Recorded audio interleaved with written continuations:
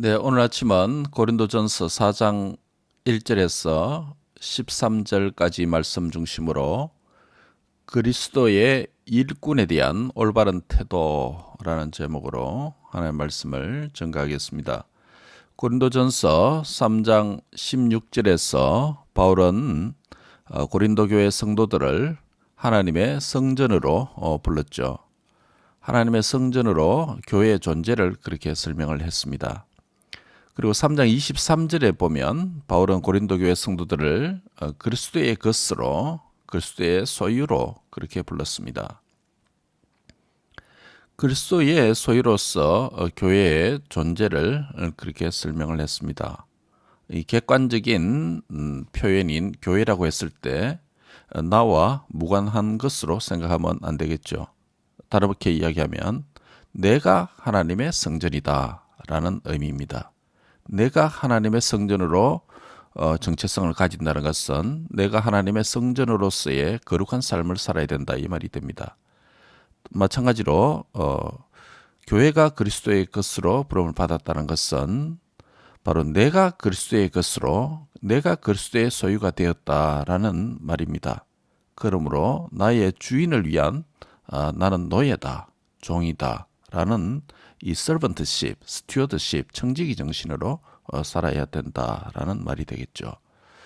하나님의 성전으로서 교회의 존재에 대한 그런 합당한 삶은 성전으로서 거룩한 삶과 행위가 요청된다는 것이고, 또 그리스도의 소유로서 교회의 존재에 합당한 삶을 산다는 것은 우리의 전 삶과 시간과 물질과 현재와 미래가 만물이 이 말입니다. 만물이 주를 위한 존재로 여기며 사는 삶이 필요하다라는 말씀입니다. 성전된 자신을 더럽히지 않고 거룩한 삶을 추구하는 주의 자녀들이 되시기를 바랍니다. 그리고 주님의 소유된 자신을 드리고 헌신해서 주와 복음과 교회를 섬기는 그리스도의 것으로 살아가는 복된 은혜가 있기를 바랍니다. 이제 바울은 지금까지 바울에게 속한 자, 또 아볼로에게 속한 자, 그리고 게바에게 속한 자, 심지어는 그리스도에게 속한 자라고 주장하면서 시기와 분쟁을 일삼고 있는 고린도 교회의 그러한 잘못된 실상을 언급했었죠. 어떤 의미에서는 바울, 아볼로, 게바인 베드로 같은 인간 사역자들은 아무것도 아니라고 오해할 수도 있겠습니다만은 본문 4장 1절에서 인간 사역자들에 대한 올바른 태도가 무엇인지 설명하고 있다는 것에 주목할 필요가 있습니다.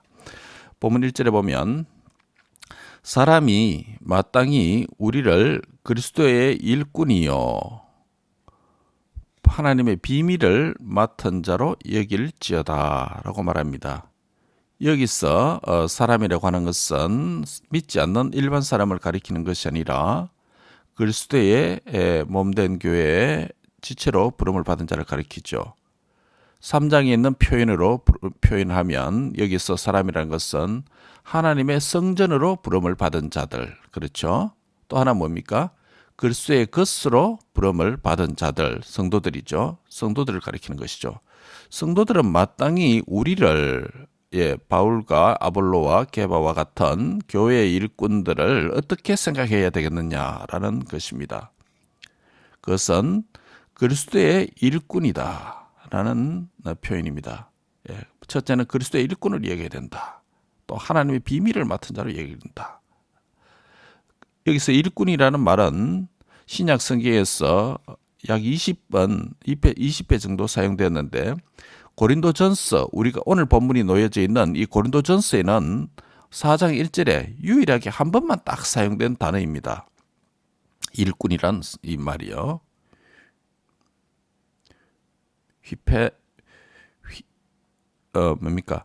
휘페이레이테이스라는 말인데요.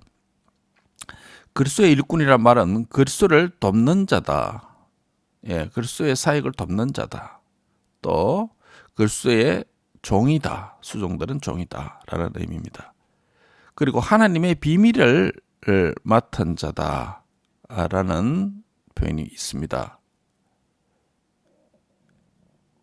이 말은 하나님의 비밀을 맡은 종 또는 하나님의 비밀을 취급하는 전담 매니저다, 책임자다 이런 의미가 됩니다. 하나님의 비밀이 뭐겠습니까? 바로 하나님의 비밀인 이 하나님의 말씀을 가리키죠. 하나님의 구원 계획이 계시로 드러나게 된 기록된 66권의 하나님의 말씀을 가리키죠.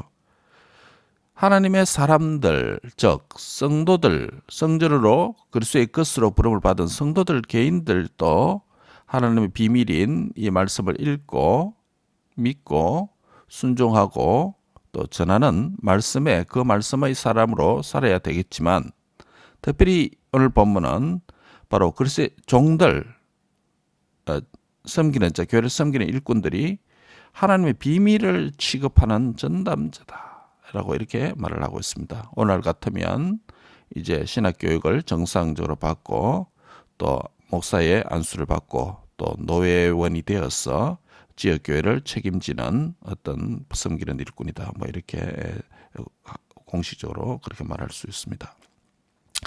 본문 2절에서 이러한 비밀을 맡은 전담 책임자 종들에게 무엇이 요구된다 말씀하고 있습니까?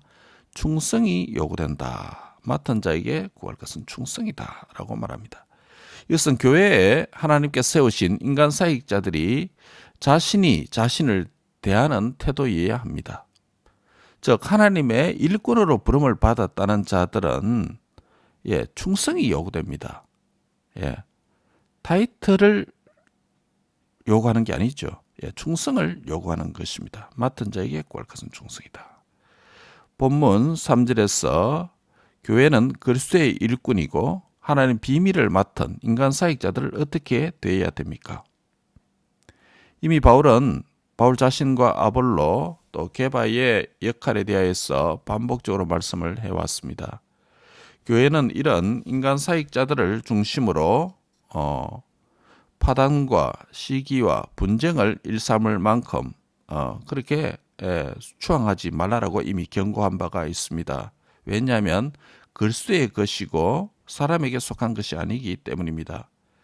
여기서는 그러한 인간 사역자들을 함부로 판단하지 말라라고 금지하고 있습니다. 조금 이제 또 다른 차원에서 말씀하는 거죠. 인간의 판단은 항상 정확한 것은 아닙니다.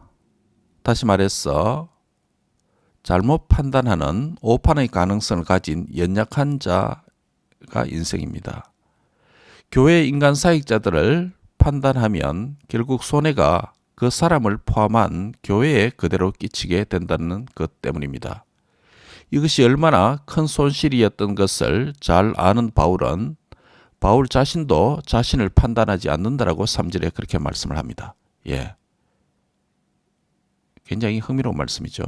바울도 자신을 판단하지 않는다는 것입니다. 그러한 판단은 바울 자신에게 매우 작은 일이다. 엘라키스톤, 작은 일이다. 매우 작은 일이다 라고 말합니다. 여기서 매우 작은 일이라는 것은 하찮고 보잘것없다라는 말이 아니에요. 성도들이 함부로 주의 종들을 판단하지 말아야 될 뿐만 아니라 주의 종된 바울도 자신을 판단하는데 조심을 한다는 것입니다. 왜냐하면 자신을 잘못 판단했다가 교회에 손실을 줄 수 있다는 것입니다. 성도도 주의 종들을 잘못 판단했다가 자신과 교회에 손해를 끼칠 수 있다는 것입니다.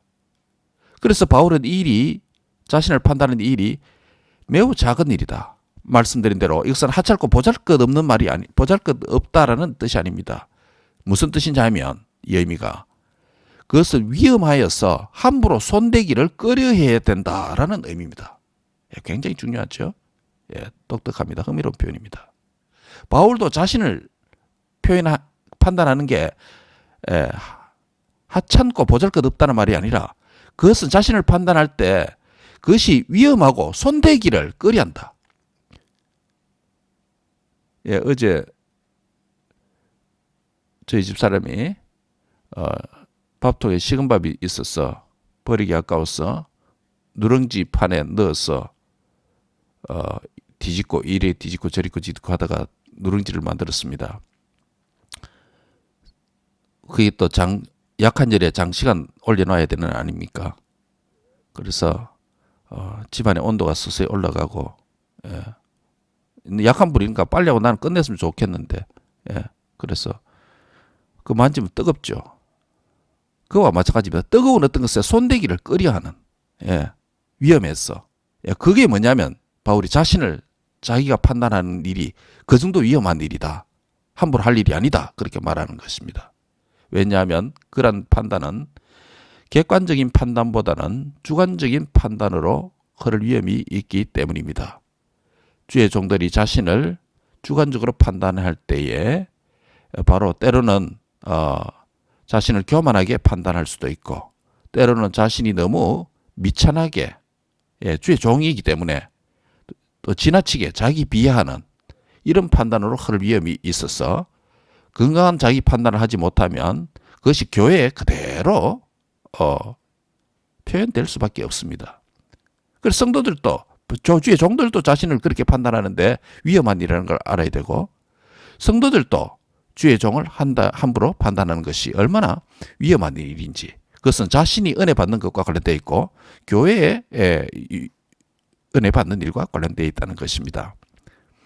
그래서 이것이 교회가 그들에게 하나님의 비밀의 계시를 맡은 자들에게 태도가 주관적이거나 또 함부로 판단을 뜨거운 것 만지는 것은 위험한 일이다 라고 그렇게 말을 하는 것입니다. 이게 제 이야기가 아니고 바울의 이야기입니다. 하지만 동시에 사역자 자신들은 자신을 또 다른 차원에서 볼 수 있는 태도를 가져야 됩니다. 그런 차원이 동시에 가져야 되고 주목해야 되고 또 다른 차원이 있습니다. 4절에 보면 내가 자책할 아무것도 깨닫지 못하나 이로 말미암아 의롭다함을 얻지 못하노라. 다만 나를 심판하실 이는 주시니라고 말합니다. 여기서 우리는 교회의 인간 사역자 자신이 자신을 어떻게 생각해야 될지 또 다른 관점에서 교훈을 주고 있습니다. 바울은 스스로 자책할 만한 어떤 것도 발견하지 못했다. 이 말은 뭐냐면 하나님 앞에 정말 제대로 살아왔다. 이 말이 되겠죠. 이런 고백하기가 쉽지 않죠, 여러분. 그죠? 예, 우리가 돌아보면 얼마나 흠이 많은 사람입니까? 아무리 바르게 한다 할지라도 돌아보면 죄악이고 돌아보면 흠입니다. 그럼에도 불구하고 바울은 이런 말을 할 수 있습니다. 또 하고 있는 귀한 종입니다. 그럼에도 불구하고 이것이 자신에게 의가 될 수 없다는 것을 명확하게 설명합니다. 의로움은 사역자 자신의 정당한 행위나 충성된 봉사와 태도에서 오는 것이 아니라 하나님의 은혜로 말미암아 의롭게 되기 때문입니다. 이 말은 사역자 자신은 하나님 앞에 의롭게 살아야 하겠지만 그런 의로운 행위가 자신을 의롭게 하는 것이 아니라 사역자는 끊임없이 하나님의 의로움을 덧입는 자가 되어야 된다라고 그렇게 교훈을 하고 있습니다. 본문 4절 마지막에 보면 다만 나를 심판하실 이는 우리 주 예수 그리스도 주시다라고 이렇게 말을 하고 있습니다. 이것은 교회에 세움을 입은 인간 사역자가 스스로 하나님 앞에 취해야 될 태도이고 교회가 인간 사역자에 대해서 취해야 될 하나님의 태도이기도 합니다. 하나님의 심판과 판단에 맡겨야 됩니다. 사역자를 함부로 주관적으로 판단하는 것을 조심해야 된다고 하는 것입니다. 이것 때문에 바울 자신과 아볼로를 예를 들어서 설명한 이유라고 6절에 말씀합니다. 인간 사역자를 지나치게 추앙하거나 판단하는 이 두 가지 잘못된 양극단은 그러한 교회 행위는 기록된 말씀 밖으로 넘어가는 행위다라고 말씀합니다. 울타리를 넘어가는 것이라는 거예요. 예, 아무리 주의 종이 신실하게 살고 또 참 위대하게 큰 일을 감당한다 할지라도 그런 추앙하는 행위는 잘못된 것입니다. 또 다른 한편으로 아무리 또 잘못된 사는 쪽이라도 함부로 또 비난하는 것도 문제입니다. 그 일은 하나님께 맡겨야 된다는 것이죠. 교만한 마음을 그것은 가지는 것이다 라고 그렇게 말씀을 합니다. 교만했다는 씁니다. 인간 사역자들을 자의로 주관적으로 함부로 판단하여 거기에 줄서는 시기와 분쟁의 행위를 하는 자들에게 바울은 7절에서 뭐라고 말합니까? 누가 너를 남달리 구별하였느냐라고 책망하고 있습니다. 교회는 사람 중심으로 구별할 수가 없다는 것입니다. 앞에서 말한 거 똑같죠? 누가 아볼로에게 게바에게 이렇게 하는 것. 네. 사람 중심으로 스스로 구별하여 다른 사람에 대해서 배타적 행위를 하는 자들에게는 바울은 7절 하반절에서 뭐라고 말합니까? 어찌하여 받지 아니한 것 같이 자랑하느냐라고 말하는 것이에요. 받지 아니한 것 같이 자랑하냐. 선물로 받아서 은혜로 여겨야지 그것을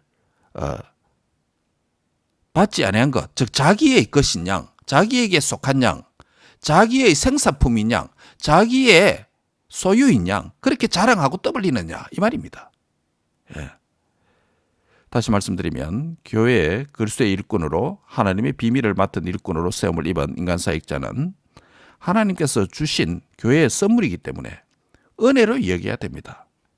그런데 하나님께서 주신 선물을 자기가 선택한 것처럼 그 인간 중심으로 구별을 하는 행위는 결국 사람을 자랑하는 행위가 된다라고 이런 결론을 내립니다. 인간 사역자는 하나님께서 주신 것이지 배타적 행위를 하고 자의적 판단을 할 만한 자기 자랑의 대상, 자신의 선택과 자신의 선물 소유 이런 잘못된 것을 지적하는 것이죠. 8절에 뭐라고 말합니까?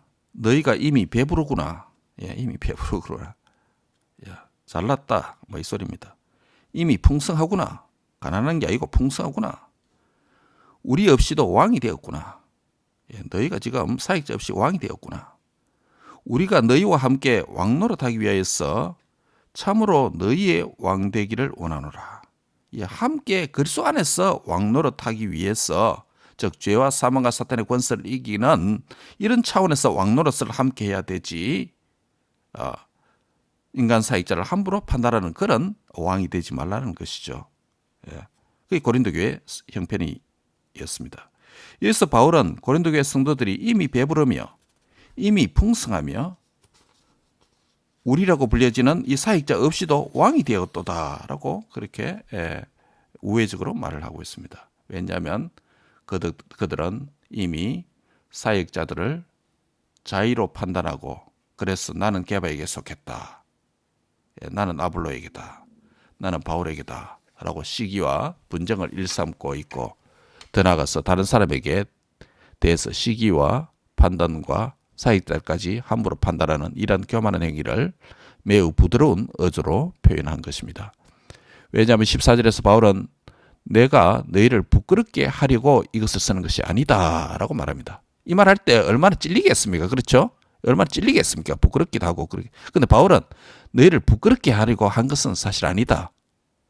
바울은 그들의 잘못을 사랑하는 자녀처럼 대하면서 권면하고 있는 것입니다. 그럼에도 너희는 교훈을 받아야 된다 이 말이겠죠. 야, 아버지기 때문에 영적 아버지기 때문에 그 지도한다는 거죠. 안 그러면 그냥 내버려 둘 텐데 합당 말을 딱 하잖아요. 예. 고린도 교회 성도들은 이러한 판단을 하는 것을 너희가 왕이 되었도다 라고 표현했습니다. 바울은 진정으로 왕이 되는 길을 8절 하반절에 설명합니다. 우리가 너희와 함께 왕노릇하기 위해서 참으로 너희가 그러한 왕이 되기를 원한다라고 말을 합니다. 하나님께서 교회를 위해 세우신 사도적인 일꾼을 자의적으로 또 주관적으로 임의로 판단하는 그릇된 왕이 아니라 사도들을 통해서 배운 말씀을 기록된 말씀 밖으로 넘어가지 않고 울타리 안에 살아라라는 배운 대로 살아라라는 6절의 교훈입니다. 그게 진정한 말씀에 순종하는 진정한 왕의 길이다라고 그렇게 말하는 것이죠. 진정한 왕은 자기가 하나님의 말씀의 사역자를 판단하는 것이 아니라 사역자들을 통해서 주신 말씀을 넘어가지 않고 그 말씀 안에 거하고 순종할 때 주 안에서 모두가 왕노릇하는 주님의 교회의 사명을 감당할 수 있다라는 말씀입니다. 이런 태도는 교회 성도들이 하나님의 교회의 일꾼으로 세우신 인간 사역자들에 대해서 취해야 될 바울이 중심을 가지고 교훈하고 있는 올바른 태도와 자세다라고 말하는 것입니다. 그러나 인간 사역자 자신은 자신을 그렇게 생각하면 안 됩니다. 또 다른 차원에서 하나님의 일꾼들은 자신을 생각해야 됩니다. 교인들은 그렇게 해야 되고 인간 사역자는 또 그렇게 자기 판단을 자신의 생각은 그렇게 하면 안 됩니다. 이를 위해서 바울은 이어지는 본문 9절에서 13절까지 인간 사역자 자신이 자신을 어떻게 쓰게 되어 있냐 말합니다.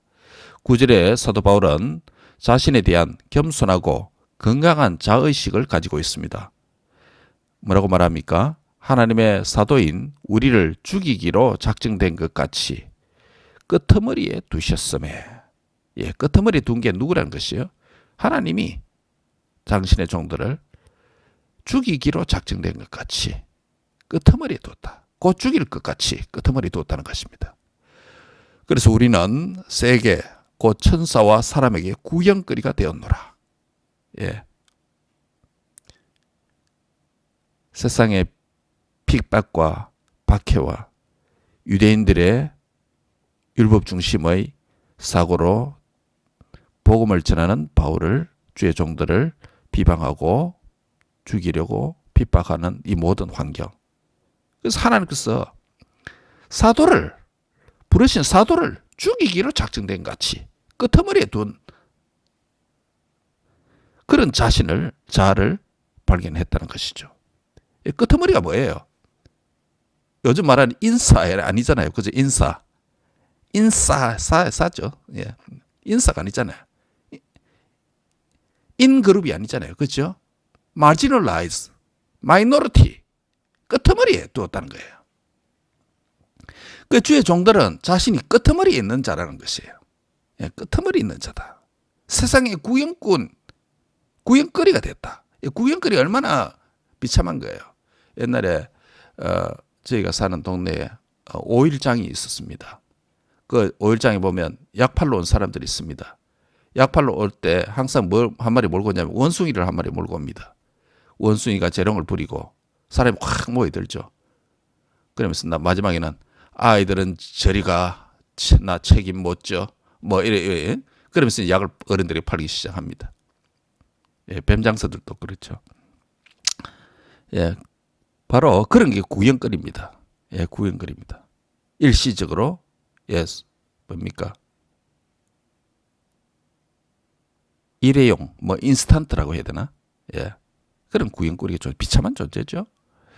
그럼에도 불구하고 하나님께서 그렇게 두셨다라는 자의식. 그럼에도 불구하고 세상의 구경거리가 되어서 하나님 나라에는 원형 경기장에 승리자로 마라토너가 뛰어들 때 구름같이 둘러싼 허다한 정인들이 박수를 치면서 맞이하는 그거겠죠. 그 하늘의 영광 아닙니까? 그럼에도 불구하고 세상에서는 구경거리가 되고 끄트머리에 앉은 자가 되었다라고 말합니다. 그럼에도 불구하고 이 끄트머리와 구경거리라는 표현은 패배주의자나 절망 가운데 한 말이 아니에요.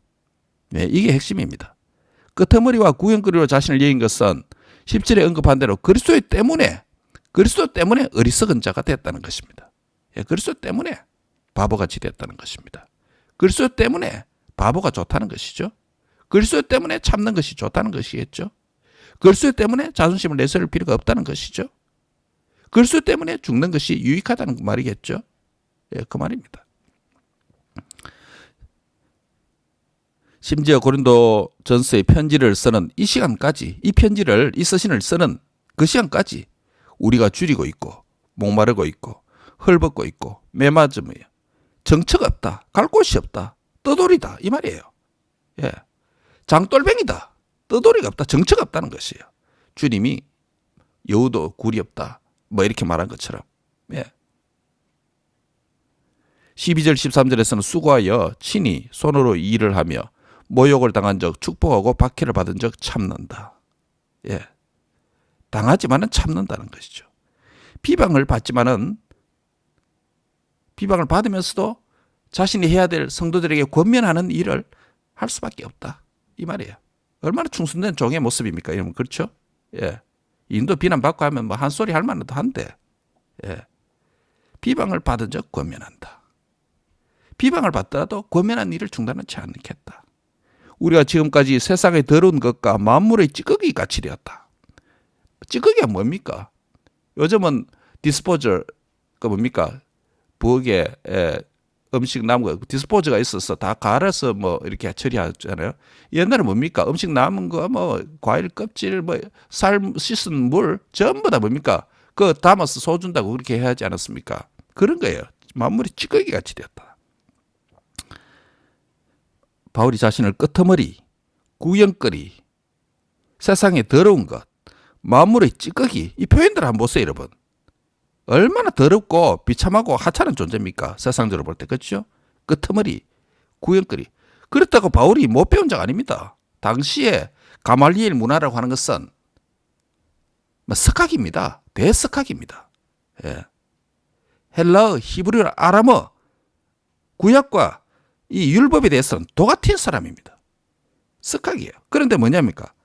끄트머리다. 구렁거리다. 세상에 더러운 것이다. 만물의 찌꺼기, 꾸정물이다. 지금 이렇게 표현을 한 것입니다. 그러나 이것은 다른 사람에게 대해 강요된 정체성과 모습이 아니라 복음을 위해서 자원함과 기쁨으로 취한 정체성, 자기 정체성과 자기 모습이고, 그리고 이것 이렇게 인정받는 것을 내가 기뻐한다. 기뻐한다라고 말합니다.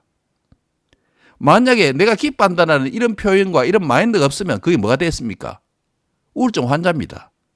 우울증 환자예요. 비관주의입니다. 패배주의자입니다. 여러분, 내가 만물의 찌꺼기다. 제가 말씀드렸죠. 날마다 새롭게 하소서의 간증을 많이 들으니까. 어저께는 젊은 청년이 자살에 대한 간증을 하나 했는데, 그 집안에 자살 환자가 몇 명이냐 하면 할아버지 때부터 7명이래요. 와, 나 이런 거 처음 봤습니다. 7명이 자살했대요. 한 집에. 그래서 얘가 바로 위에, 그렇게 자기가 따르는 누나 한 명이 20살에, 23살인가 23살인가 또 자살했어요. 다 자살, 아버지도 그렇고 할아버지도 그렇고. 근데 누나까지, 자기가 의존한 누나까지 그렇게 자살했다. 누나가 왜 자살했냐면 대학에 적응을 잘 못해서 대학 졸업식 날 자살했대요. 그동안 대학 간다면서 하고 안 갔던 것 같아요. 그래서 졸업식 날 가족들 오고 하니까 걱정이 돼서 그렇게 자살해버린 거예요. 예. 그 자살하는 이제 그 청년이 이제 뭡니까? 예수님을 만나서 자살 방지 전도사 이런 식으로, 예, 또 상담 이런 일을 하고 있어요. 월십 또 리더로서 섬기고 있고. 귀한 청년이에요. 그 환경에서 7명 자살하는 집안에서, 그것도 할아버지, 누나, 뭐 고모, 뭐 7명이 자살했다. 한 집에 7명이 자살했다 생각해서 쑥대밭 아닙니까? 그런 정서 안에서 분위기에서 자란 사람이 정신 건강이 어떻게 되겠습니까? 조금만 어려움이 오면 자살하겠다는 생각을 갖는 것입니다. 그러니까 다 뭡니까?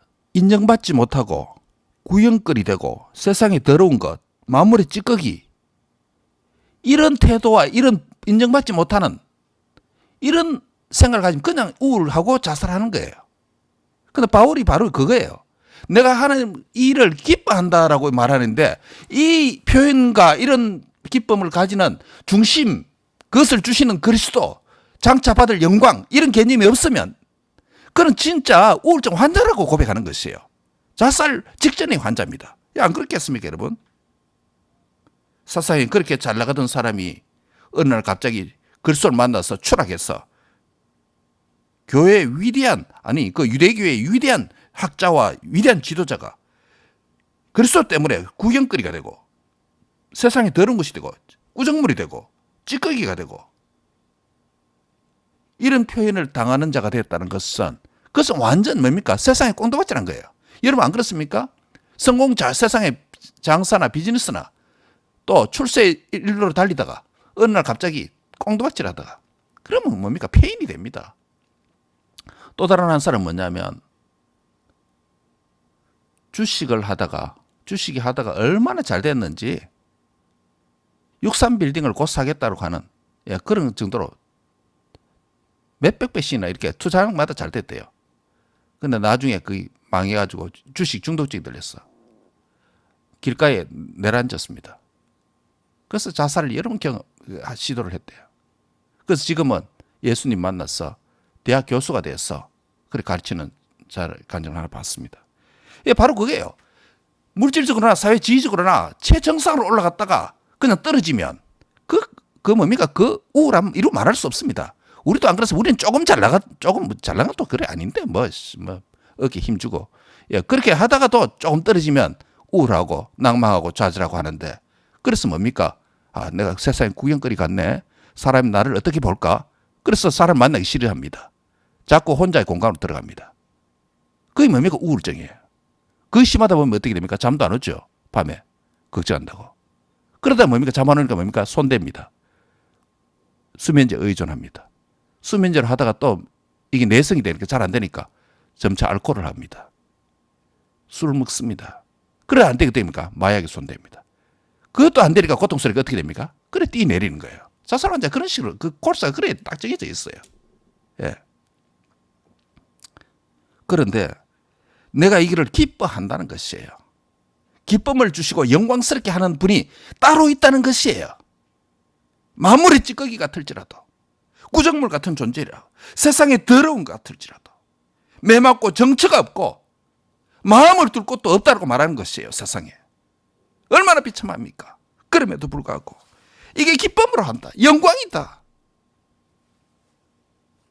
바울의 이러한 삶과 생각과 사역의 자세는 바로 하나님께서 살아계시다. 마지막에 상주신이심을 분명하다. 그 소망 안에서 살아오는 것이에요. 세상의 사람들은 비난질합니다. 구경거리로 만듭니다. 5일장에 동원된 원숭이처럼 쳐다봅니다. 그러나 그는 마지막에 히브리서 11장 믿음의 장에서 고백하는 대로 구름같이 둘러싼 허다한 정인들이 우와 기업이 오는구나, 제키 오는구나, 현이가 오는구나, 종이가 오는구나, 민주가 들어오는구나, 구름같이 흐르는 들어 확 일어서서 기립박수를 해줄 때 그 영광에 참여한다는 것이에요. 그 영광의 자리에 우리 주님이 계시고 주님이 우리를 맞아주신다는 것입니다. 그 맛 때문에 삽니다. 그 맛 때문에 사는 것입니다. 한번 같이 하겠습니다. 그 맛 때문에 삽니다. 예, 그 맛 때문에 사는 거예요. 그 맛 때문에 구경거리가 돼도 괜찮은 거예요. 그 맛 때문에 세상의 끄트머리가 돼도 괜찮다는 거예요. 그 맛 때문에 만물이 찌꺼기 돼도 된다는 거예요. 그 맛 때문에 마이너리티가 돼도 괜찮다는 거예요. 섭섭하지 않다는 것입니다. 바울의 이러한 삶과 생각과 사역자로서의 자세는 바로 하나님께서 살아계시고 마지막에 상주신임이 분명히 있다고 믿는 고백이죠. 5절 다 같이 읽습니다. 5절입니다. 시작. 그러므로 때가 이르기 전 곧 주께서 오시기까지 아무것도 판단하지 말라. 그가 어둠에 감추인 것을 드러내고 마음의 뜻을 나타내시리니 그때에 각 사람에게 하나님으로부터 뭐가? 칭찬이 있으리라. 할렐루야. 아멘. 예. 오늘 교회와 우리 자신과 교회의 직분과 사역에 대한 또 사역자에 대한 우리 자신의 태도와 생각, 오늘 주시는 말씀의 삐달에서 잘못되었다면 교정하고 새롭게 되는 은혜가 함께하기를 바랍니다. 하나님의 관점으로 볼 수 있는 우리 자신이 되도록 기도해야 되겠습니다. 그리고 각 사람에게 하나님으로부터 선한 판단과 칭찬과 상급이 있음을 믿고 현재를 인내하며 미래를 소망하는 믿음의 사람들이 다 되시기를 주의 이름으로 축복합니다. 아멘. 기도하겠습니다. 하나님 감사합니다. 오늘 우리에게 참 2000년 전에 당시의 석학이요 율법의 대학자요 당시에 인정받는 자였지만은 세상에서 잘 나가는 자였지만은 그러나 그리스도 때문에 복음 때문에 세상의 끄트머리가 되고 구경거리가 되고 마이너리티가 되고 참으로 박해받는 이런 손가락질을 당하는 그런 자리에 있었으나 이 일을 도리어 기뻐한다라고 하는 위대한 한 사도의 고백을 문제 많은 고린도 교회에 보내는 이 서신을 통해서 2000년이 지난 오늘 지상의 작은 한 교회에 소속된 우리에게 이 말씀을 다시금 들려주심을 감사합니다. 오늘 내 자신이 교회의 사역자에 대해서 어떻게 생각했는지, 또 나 자신에 대해서 어떻게 생각하는지, 또 어떻게 생각하고 섬겨야 되고 또 태도를 가져야 될 것인지 우리에게 귀한 말씀을 들려주심을 감사합니다. 이 말씀이 우리에게 생명의 양식이 되어서 잘 바뀐 목과 교훈이 되어서 또 하나님 나라에 합당한 종들이 다 되도록 주님이 축복해 주시옵소서. 또 하나님께서 또 이 말씀을 또 많은 사람들에게 나누고 선포함으로 또 하나님 나라를 이 땅에 더욱더 가깝게 돌이게 하는 주의 일꾼들로서 살게 해주시고, 이러한 삶을 살 때에 세상의 구경꾼이 되고 구경거리가 되고 꾸정물이 되고 마이너리티가 되고 무시당하는 그런 일이 있다 할지라도 부끄럽게 여기고 패배주의자로 사는 것이 아니라 참으로 영광스러운 일로 여기면서 복음의 정인으로 살아가는 복된 삶이 되도록 축복해 주옵소서. 감사하고 예수님의 이름으로 기도합니다. 아멘. 주님 가르쳐 주시도록 기도하겠습니다. 하늘에 계신 우리 아버지시여, 이름이 그렇게 여김을 받으시오며 나라에 임하옵시며 뜻이 하늘에서 이룬 같이 땅에서도 이루어지이다. 오늘날 우리에게 일용할 양식을 주옵시고 우리가 우리에게 죄 지은 자를 사해 준 같이 우리 죄를 사해 주옵시고 우리를 시험에 들게 하지 마옵시며 다만 악에서 구하옵소서. 나라와 권세와 영광이 아버지께 영원히 있사옵나이다. 아멘. 예, 약 한 1, 2분 정도 오늘 우리에게 주신 말씀을 sam가하면서 각자 잠시 묵상하면서 기도하겠습니다. 교회 같으면 우리가 개인 기도도 하고 그래야 되겠습니다만은, 그러나 방송이기 때문에 개인 기도를 여러분 각자에게 맡기고 잠시 주신 말씀을 가지고 묵상하면서 함께 나가겠습니다.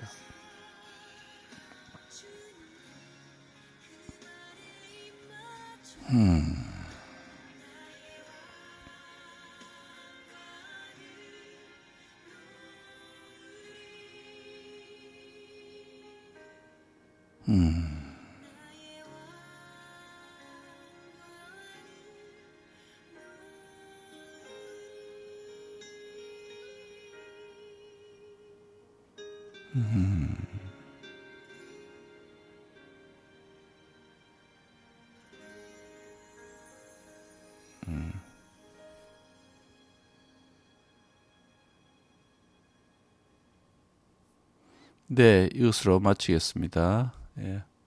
뭐 나름이나 기도 제목이 있습니까?